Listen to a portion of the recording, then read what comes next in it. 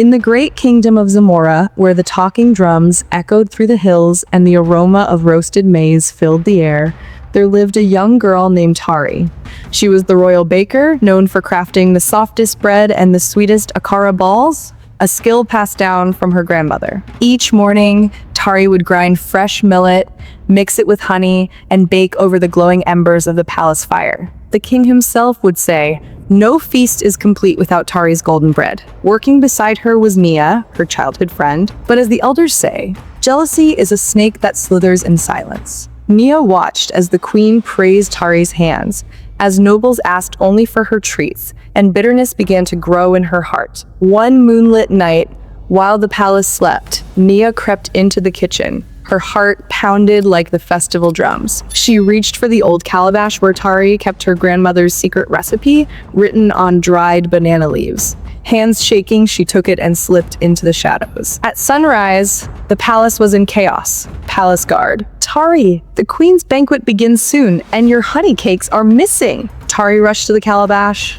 Empty. Tari, whispering, "It was here last night." The head cook shook his head.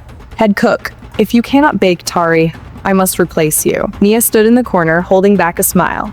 The secret was hers now. Days passed. The palace kitchen felt different. The aroma was gone. The warmth had faded. Nia had the secret recipe, but when she mixed the flour, the dough was heavy. When she fried the akara balls, they were tasteless.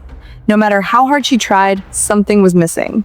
Then, the queen summoned her. "Queen, Nia, your food. It does not carry the same spirit. What is missing?" Nia could not answer. That night, guilt weighed heavy on her heart. She walked to the bakery and found Tari sitting by the fire, staring at an empty mortar. Nia softly, "It wasn't the recipe, was it?" Tari looked up, her eyes kind but sad. "Tari, no, Nia, it was love. The ancestors bless those who cook with a good heart. A recipe is only words. It is the hands and the spirit that bring it to life." Tears rolled down Nia's cheeks.